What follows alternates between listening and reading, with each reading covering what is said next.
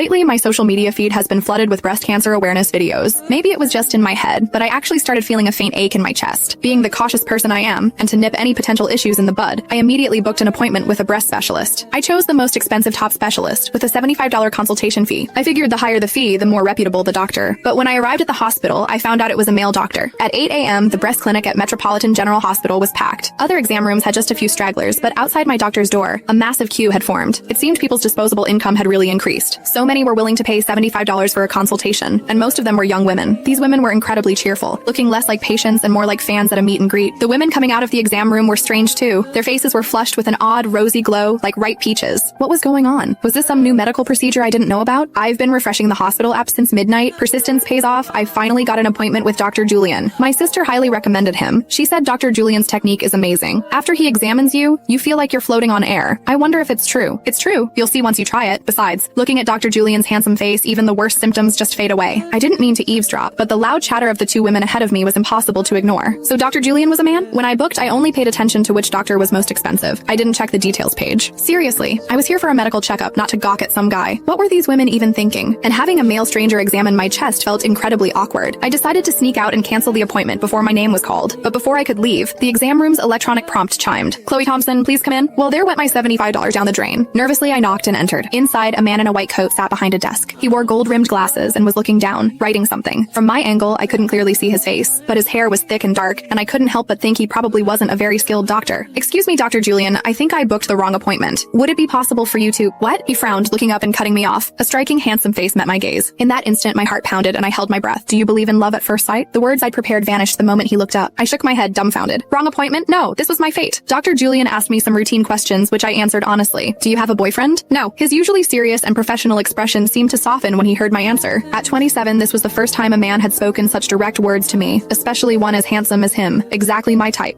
All of it? I stammered, a blush creeping up my neck, including my bra. Yes. I'd never been to a breast specialist before, so I didn't know if this was normal, but his words sent a shiver through me, making my heart race and my hands tremble slightly. In front of him, I slowly unbuttoned my shirt, one button at a time, revealing the smooth, pale skin underneath. Keep going. Dr. Julian's voice was low and calm, but his intense gaze never left my body. Maybe I was too nervous, but the bra that usually came off easily now seemed stuck. The atmosphere grew awkward. Dr. Julian crossed his arms, wearing an expression that seemed to say, I've seen this before. I gave up struggling and turned my back to him. The clasp in the back seems stuck and I can't reach it. Dr. Julian, could you help me? There was a brief silence in the exam room. Then, a pair of hands touched my back, cool, steady hands that quickly found the clasp. The familiar tightening, then loosening. I knew the clasp of my bra had been undone. I expected Dr. Julian to step back politely, but instead, he gently pulled me closer and slipped the bra off. Ah! His movements were so quick I gasped and instinctively covered myself. How am I supposed to examine you like that?